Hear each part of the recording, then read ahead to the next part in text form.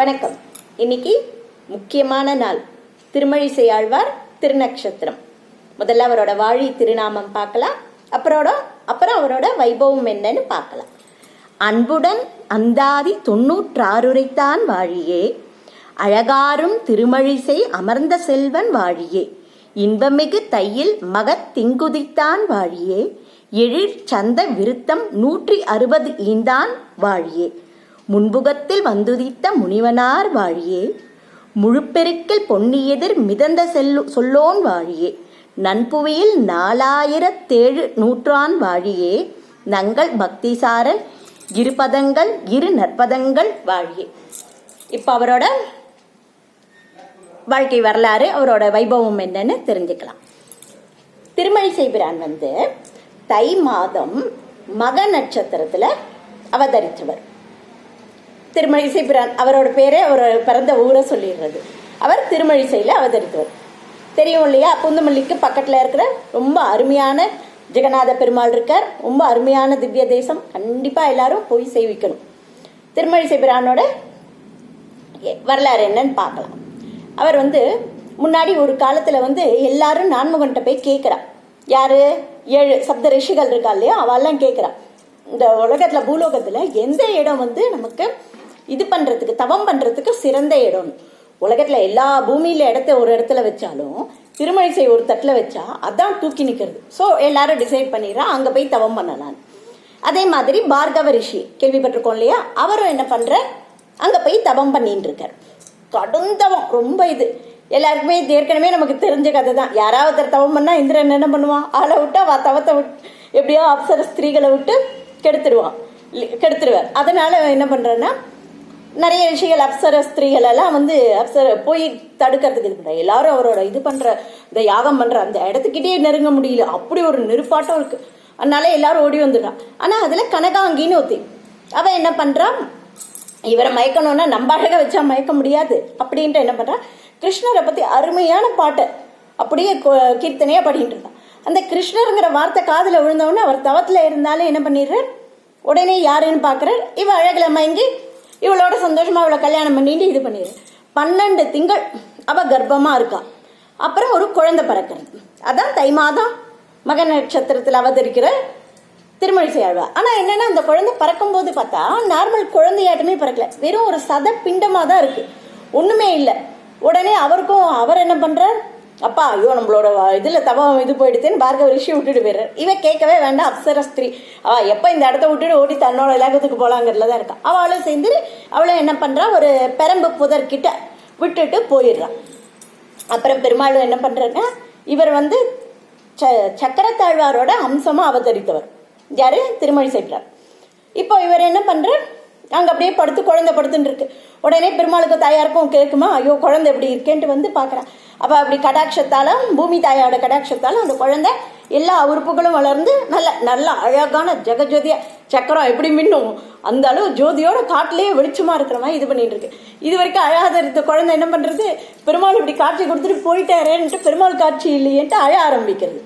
அப்போ அந்த இடத்துல என்னன்னா, பெரம்பு வெட்டி கூடையெல்லாம் பண்ற ஒருத்தர், திருவாளர்னு ஒருத்தர், அவர் என்ன பண்றார், அந்த பக்கமா வர அப்படி இந்த குழந்தை அழற சத்தம் கேட்குது. அவருக்கு ஏற்கனவே குழந்தை இல்லை, அவருக்கும் மனைவிக்கும். உடனே இந்த குழந்தையை தூக்கி கையில வச்சுக்கணும். அவ்வளோ அருமையா இருக்கு. ஐயோ இந்த இவ்வளோ அழகான குழந்தைய யாரோ விட்டுட்டு போயிருக்காளேன்னு சுத்தி தேடுற, அம்மா அப்பா இருக்காளன்னு யாருமே கண்ணில் தட்டுப்படல. உடனே என்ன பண்ற, சரி இது நமக்கு பெருமாள் கொடுத்த பரிசு தான் போல இருக்கு, இந்த குழந்தை நம்ம குழந்தையே இல்லைன்னு இருக்கோம் இல்லையா அப்படின்ட்டு அந்த குழந்தைய எடுத்துட்டு தான் ஆத்துக்கு போயிடுது. அவரோட மனைவி பேரு பங்கையர் செல்வி.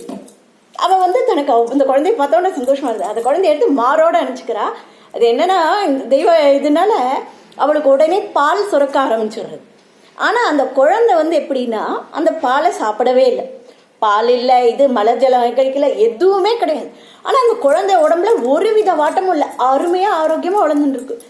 எல்லாரும் ஆச்சரியமா அந்த குழந்தைய பாக்குறா, பார்த்துட்டு போறா.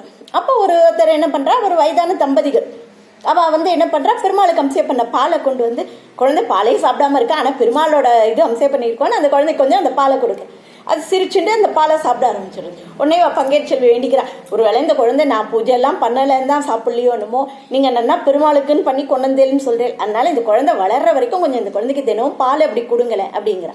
அவளும் வயதான தம்பதிகளவா தினம் கொண்டு கொடுத்துட்டு இருக்கான். இது இவர் வந்து எப்படின்னா பெருமாள் எப்படி கண்ணன் எப்படி அங்க தேவகிக்கு பிறந்து யசோதைட்ட வளர்ந்த மாதிரி திருமழிசை ஆழ்வாரும் என்னன்னா பிறந்தது பார்கவ ரிஷியும் கனகாங்கிங்கிற அப்சர ஸ்திரீக்கும். ஆனா வளர்றது இப்போ திருவாளர் பங்கேற் செல்விட்ட பால் அருந்துறது இன்னொரு வயதான தம்பதிகள் கொடுத்ததை வச்சு அப்படியே அவர் வளர்ந்துருக்கு. அப்ப என்ன ஆறுதுன்னா அவளுக்கு அந்த வயதான தம்பதிகளுக்கு என்ன ஆசைன்னா தங்களுக்கும் ஒரு குழந்தை இருக்கணும்னு ஆசை. ஆனா இப்ப வயசாயிடுத்து எப்படி நடக்கும்? இந்த குழந்தை பேசவும் இல்லை இது வரைக்கும். திருமழிசை ஆழ்வார் பக்தி சாரர்னு பேர் அவருக்கு, பக்தி சாரர்னு. அப்போ வந்து என்னன்னா முதல்ல வாய் திறந்து உங்களுக்கு என்ன வேணும்னு கேட்குது. ஐயோ குழந்தை எவ்வளோ நாள் பேசாம பேசுறது என்னன்னு கேட்டால் எங்களுக்கு வந்து குழந்தை வேணும்னு ஆசை, ஆனால் வந்து காலம் கடந்து போயிடுது அப்படின்னு. அப்படியா சரி என்ன பண்ணுறது, அன்றைக்கி அது கொடுத்த பாலில் கொஞ்சம் சாப்பிட்டு கொஞ்சம் வாழ்க்குது, இந்த பாலை சாப்பிட்ருங்கோ அப்படிங்க. சரி குழந்தை கொடுக்குறது இவாளும் சாப்பிட்றா. உடனே என்னன்னா அவளோட வயதான தோற்றம் மாதிரி இளமையான தோற்றம் வந்துடுறது. அப்புறம் அந்த அவரோட மனைவி வந்து கருத்தரித்து குழந்தை பிறக்கிறது. அந்த குழந்தை தான் கணிகண்ணன். திருமழிசை ஆழ்வாரோட பின்னாடி சீடனா இருக்க போறார். ரொம்ப கணிகன் திருமழிசை ஆழ்வார்னாலே கணிகண்ணன் ரொம்ப முக்கியம், அவரோட சீடர். அப்படி இதுவாரு இந்த குழந்தை பிறந்தது. இவர் என்னன்னா 7 வயசு இருந்தோன்னா உண்மைத்தன்மை என்ன, ஏன்னா சக்கரத்தோட அம்சமா பிறந்தவர் இல்லையா, பெருமாள் கடாட்சம் பெற்றவர். அதனால என்னன்னா இவர் என்னென்ன இது உண்மைத்தன்மை எந்தெந்த இதுல இருக்குன்னு எல்லா சமயத்திலையும் புகுந்து உள்ள புறப்பட்டு வந்தாச்சு. அப்படி எல்லாம் பண்ணிட்டு இருக்கு. அப்போ சைவ சமயத்திலையும் போயிருக்கு. அப்போ சிவவாக்கியருங்கிற பேரோட வளர்ந்து அப்போ இருக்கார். சிவனை பத்தி நிறைய பாடெல்லாம் பாடி இது பண்ணிட்டு இருக்கு. பொய்கை ஆழ்வார், பேயாழ்வார், முதலாழ்வார் காலத்தை வரைவர். அப்போ வந்து என்னன்னா பேயாழ்வார் வர இவர் இருக்கிற இடத்துக்கிட்ட வந்து என்ன பண்றாருன்னா ஒரு துளசி செடியை கொண்டு வந்துட்டு துளசி செடியை வேற வந்து மேலே வச்சு இலையெல்லாம் உள்ள புதைச்சு இது பண்ற. என்ன சுவாமி நீங்க இப்படி வளர்க்கிற இலை இப்படி வச்சா இப்படி செடி வளரும் அப்படி, நீ தான் உண்மைத்தன்மையை கண்டறியணும்னு போயிருக்கியே, அப்படி இருக்கும்போது வேற அடியில இருந்து மேல செடி இருந்தா தானே வளரும், அது உனக்கு தெரியலையா, புரியலைங்கிற, எது வித்துங்கிறத உனக்கு நான் சொல்றேன் அப்படிங்கிறார். அவரோட இதுல புரிஞ்சுட்டு பெருமாள் தான் எல்லாத்துக்கும் ஆரம்பம் விதைங்கிறத தெரிஞ்சுட்டு அவர் வந்து நம்ம வைணவ சமயத்துக்கு வந்ததா வரலாறு. அவர் இருக்கிறதுலே ரொம்ப அதிக ஆண்டுகள் இருந்தது வந்து திருமழிசை ஆழ்வார் தான். மொத்தம் 4700 வருஷங்கள். இந்த வாழை திருநாமம் சொன்னோம் இல்லையா, அதுலேயே அந்த வரியும் வந்திருக்கும், கவனிச்சேன்னா தெரியும். ஏன்னா வாழை திருநாமம் மொத்தம் நம்ம வந்து படிச்சோம்னா குழந்தைகளுக்கு நம்ம அதுக்கு தான் திரும்ப திரும்ப சொல்றேன். நான் எல்லாரும் நினைக்கலாம் என்ன எல்லாத்துக்கும் குழந்தைங்கிறா, எந்த குழந்தை இந்த காலத்துல கத்துன்னு இருக்குன்னு. எந்த குழந்தையும் வந்து நம்ம சொல்லி கொடுத்தா மாட்டேன்னு சொல்ல முடியாது. குழந்தையா கேட்டது நாங்க வந்து ஸ்விம்மிங் பூல் போறோம் எல்லாம், அதெல்லாம் போறது தப்பே இல்லை. என் குழந்தைகளுக்கும் நான் எல்லாமே தான் சொல்லி கொடுத்து இது பண்ணிட்டு இருக்கேன். பட் அவளுக்கு ஒன்று சொல்லி கொடுத்தோம்னா நம்ம இதோட இல்லாம அடுத்து வளர்ற தலைமுறை இப்ப நம்ம சொல்லி கொடுத்தாதான் அவ குழந்தைகளுக்கு சொல்லுவா.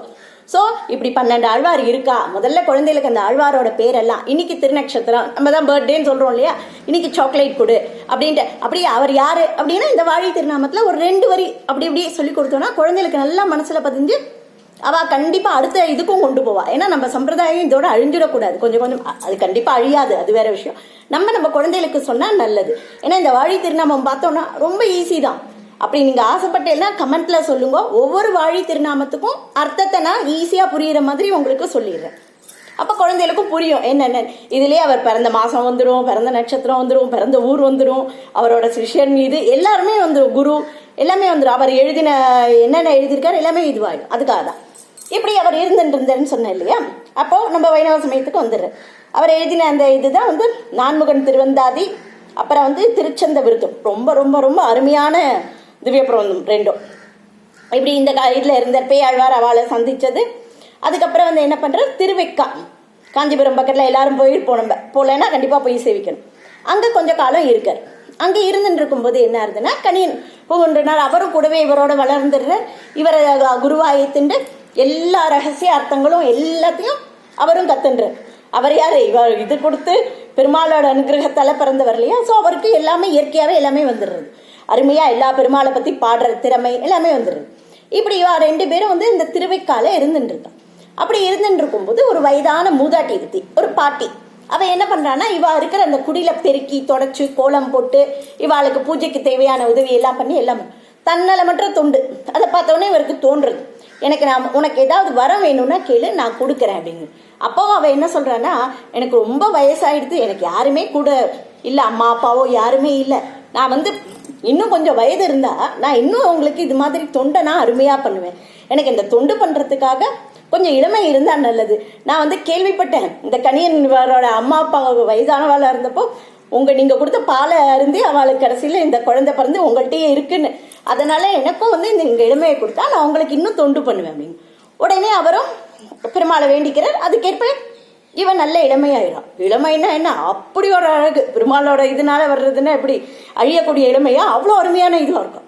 அப்போ என்ன ஆகுதுன்னா, அங்கே பல்லவராஜன், காஞ்சிபுரம் பல்லவா தானே ஆண்டுன்னு இருந்தா, அப்போ பல்லவராஜன் என்ன பண்ணுற, இவளோட அழகில் மங்கி இவளை கல்யாணம் பண்ணிட்டு கல்யாணம் பண்ணால் அந்த ராஜா கொஞ்சம் நாளாக என்னன்னா வயசான தோற்றம் வந்துட்டே இருக்கு. ஆனால் இவன் மட்டும் எப்பவுமே இந்த மூதாட்டி இப்படி அழகா இருக்க, உன்னோட இளமையோட ரகசியம் என்ன, நீ மட்டும் இப்படி இவ்வளோ அழகா இருக்க அப்படின்னு பெருமாள் அந்த ராஜா கேட்குறான். உடனே அவ சொல்றா, நான் வந்து இவருக்கு திருமழிசை ஆழ்வாருக்கு கைங்கரியம் பண்ணினேன். அவரோட குடியில பெருக்கி தொடர்ச்சியெல்லாம் நான் ரொம்ப வயதானவளா இருந்த போது அவர் என்ன, உனக்கு என்ன வர வேணும்னு கேட்டப்ப நான் சொன்னேன், எனக்கு வந்து இளமையை கொடுத்தா நான் இன்னும் கொஞ்சம் உங்களுக்கு சேவையெல்லாம் பண்ணுவேன், பெருமாளுக்கு தொண்டு பண்ணுவேன். உடனே அவர் எனக்கு கொடுத்தாரு. அப்படியா, அப்போ வந்து என்னை உட்கார வச்சு அவர் ஒரு பாட்டு பாடினார் பெருமாள்கிட்ட வேண்டின்னு, அப்படியே வந்துட்டார். அப்போ எனக்கும் இளமையை கொடுக்க சொல்ல அவரை கூட்டின்னு வர என்ன அதிகமாக சொல்றாரு. அவர் அப்பெல்லாம் கூப்பிடக்கூடாது, நீங்கள் முதல்ல அவரோட சிஷ்யனை கூப்பிட்டு அவர்கிட்ட உதவி கேளுங்க அப்படின்னு. சரி, கணியன் போகணுன்னாரு, சாரி இவரை கடிக்கண்ணனை கூட்டின்னு வர. அப்படி கூட்டின்னு வந்தோடனே என்னன்னா, ராஜா வந்து சொல்ற, நீ எனக்காக வந்து குருவை வந்து எனக்காக இப்படி பாட்டு பாடி இளமையை வர சொல்லு அப்படின்னு. அவர் வந்து அப்படிலாம் பாட மாட்டார், பெருமாளை நோக்கி தான் அவர் பாடுவார் அப்படிங்கிறது. சரி, அட்லீஸ்ட் நீயாவது எனக்காக ஒரு பாட்டு பாடுங்க. அதெல்லாம் பாட முடியாதுங்க. ராஜாவும் பெருமாளோட இதுன்னு தெரியாத அவனுக்கு, மதிக்கணும்னு தெரியாதான்.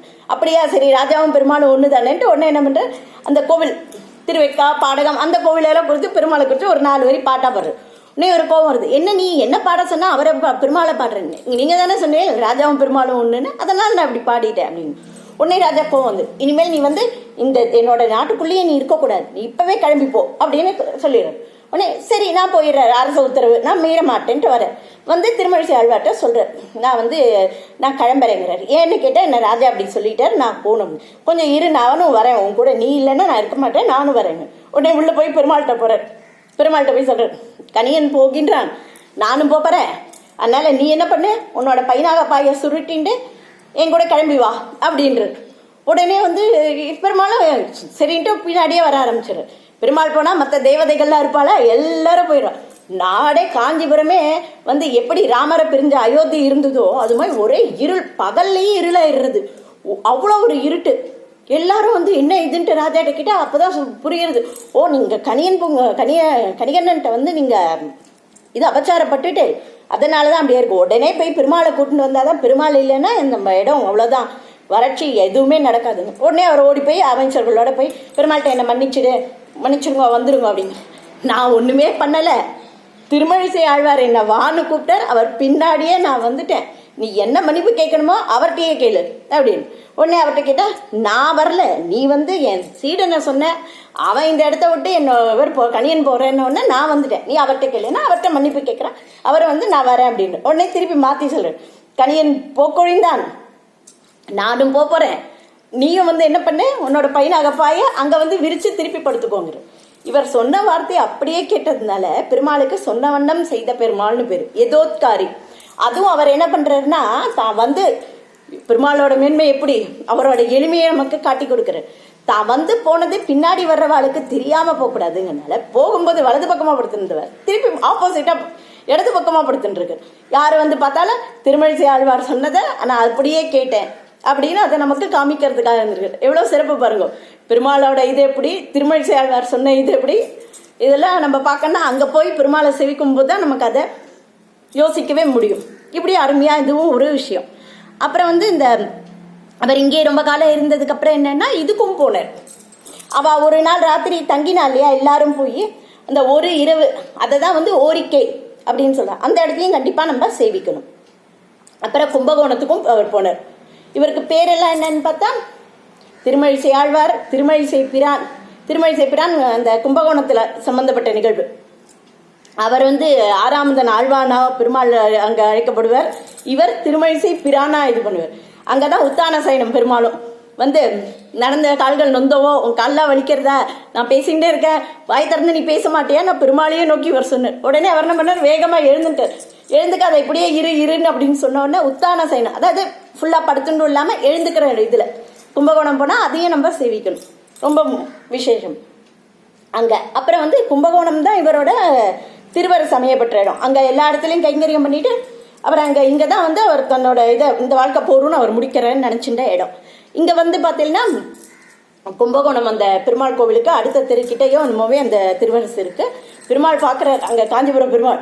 ஐயோ என்னோடையும் அங்கே போய் திருவரசா என் இடத்த விட்டு நகர்ந்து போயிருக்காளான்ட்டு தன்னோட தாயாரையும் கூட்டிகிட்டு வரலையாம், கருடனையும் கூட்டிகிட்டு வரலையாம். குடுகுடுன்னு இவரை பார்க்க இங்கே வந்ததுனால அங்கே பக்தி சார வரதர், இவருக்கு பேர் சொன்னேன் இல்லையா பக்தி சாரர்னு. பக்தி சாரர் பேர் யாரால வழங்கப்பட்டதுன்னா பேயாழ்வார். அவர் திருத்தி பண்ணி கொண்டதுக்கப்புறம் இவருக்கு பக்தி சாரர்னு சொல்லி இது பண்ணினார். அப்புறம் வந்து இது ஃபுல்லாக வந்து என்னன்னா இது உரையிலிடாதவர்னு அவளுக்கு பேர். வாளோட நாக்கே வந்து அவ்வளோ வாழ் மாதிரி சிறப்பாக இருக்குங்கிறது. அவர் மொத்தம் 4700 வருஷங்கள் வாழ்ந்திருக்கு. இந்த திருமழிசை சந்நிதி இருக்கு இல்லையா, குந்தமல்லிக்கு பக்கத்தில் இருக்குன்னு சொன்னேன் இல்லையா, அங்கே இவர் சக்கரத்தாழ்வாரோட அம்சம். ரொம்ப ரொம்ப ரொம்ப அருமையான திருமழி, பார்த்தாலே நமக்கு அவ்வளோ சந்தோஷமா இருக்கும். பெரும்பாலும் அழகு, இவர் திருமழிசை ஆழ்வாரும் அவ்வளோ இது சக்கரம் ரவுண்டாக இருக்கிற மாதிரி அது உள்ளே இருக்கிற மாதிரி இருப்பார். இங்கே இவரை வேண்டிண்டா வந்து கண் நோய்கள் எல்லாமும் தீர்த்துடும்னு சொல்றா. அதுக்கப்புறம் சக்கரம் இல்லையா, இவருக்கு வந்து எப்படி பால் சாப்பிடல ஒண்ணுமே பண்ணல, ஆனா அவ்வளோ ஆரோக்கியமா வாழ்ந்து இது பண்ணார். பொதுவாகவே உடம்பு முடியலன்னா சுதர்சன அஷ்டகம் படிங்கோ. எந்த ஒரு கெட்டது ஒரு பயம் எது இருந்தாலும் சுதர்சனம் வந்து அந்த கெட்டதெல்லாம் அறுத்துடும் போல, இவர் அதோட அம்சம். ஸோ நமக்கு எந்த விதமான பயங்கள் இருந்தாலோ, மனசுல ஒரு குழப்பம் எது இருந்தாலோ, உடம்புல சரியில்லை என்ன நம்ம பிரச்சனை இருந்தாலும் திருமழிசை ஆழ்வார் சன்னதியில் அங்கே போய் அவரை நின்று சேவிச்சாலே நம்ம கண் பிரச்சனை, உடம்பு சம்பந்தப்பட்ட பிரச்சனை, பகைவர் பற்றின பயம், என்னென்ன பிரச்சனைகள் இருக்கோ அத்தனையும் கண்டிப்பாக தீந்துரும். ஸோ நம்ம இன்னைக்கே முடிஞ்சதுன்னா பக்கத்தில் தான், பூந்தமல்லி பக்கத்தில் தான், எல்லாரும் போய் ஒரு முறையாவது சேவிச்சுட்டு வரணும். 10 நாள் உற்சவமும் ரொம்ப அருமையாக நடந்து முடிஞ்சிருக்கும். நம்ம முடிஞ்சா அடுத்த வருஷத்துலேருந்து 10 நாள் உற்சவத்துக்கும் நம்ம போய் கலந்துக்க ட்ரை பண்ணுவோம். இல்லைன்னா ஒரு நாளாவது போய் அவரை சேவிச்சுட்டு வந்துடணும். நீண்ட ஆயுள், அது மாதிரி மரண பயத்தில் இருக்கிறவா, ஏதாவது ஆயிடுமோ ஒன்றுமே ஆகாது ஆனாலும் ஆகுமோன்னு பயம் இருக்கு இல்லையா, அந்த எல்லா பயத்தையும் வந்து இவர் திருமழிசை ஆழ்வார் சன்னதியில் போனால் அவர் சுதர்சன சக்கரத்தோட அம்சம்னால நமக்கு எல்லா குறைபாடும் நீங்கிடும். ஸோ கண்டிப்பாக நம்ம அடுத்து இன்னும் 2 நாளுக்கு அப்புறம் அடுத்து வேற குரத்தாழ்வார் திருநக்ஷத்திரமும் வரும், அந்த வரலாறு அப்புறமா பார்க்கலாம். எல்லாரும் நிறைய சப்ஸ்கிரைபர் இருக்கல, ஆனால் வந்து என்னென்னா நோட்டிஃபிகேஷன் யாருமே ஆன் பண்ணலைன்னு நினைக்கிறேன். ஸோ நான் போடுற வீடியோஸ் வந்து உங்களுக்கு சரியாக வரமாட்டேங்கிறது. ஏன்னா இப்போ போட்ட முதல் இதுக்கெல்லாம் பார்த்தீங்கன்னா 200 வியூஸ் அது மாதிரி தான் வருது. ஸோ நீங்கள் எல்லாம் நோட்டிஃபிகேஷனை கொஞ்சம் ஆன் பண்ணி வச்சிங்கன்னா நான் போடுற வீடியோஸ் உங்களுக்கு தெரியும். அப்புறம் நீங்கள் என்ன கேட்குறீங்க, என்ன வீடியோ வேணும்னு எனக்கு கொஞ்சம் கமெண்ட் தயவு செஞ்சு பண்ணுங்க, பண்ணினா நம்ம அதுக்கேற்ப போடலாம். நன்றி, வணக்கம்.